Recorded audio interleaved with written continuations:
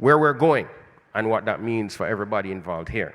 Think about the customer journey as I spoke about that evolution. The customer journey has moved from looking up a company in the yellow pages to looking up a company on Google to then going directly to Amazon, which now controls about 50% or more of search, right?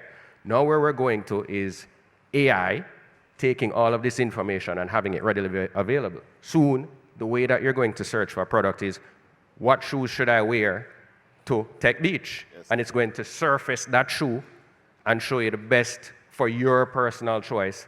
And it's not going to be going directly to anywhere or you searching any website. So how are you as a business ready for that query, etc.?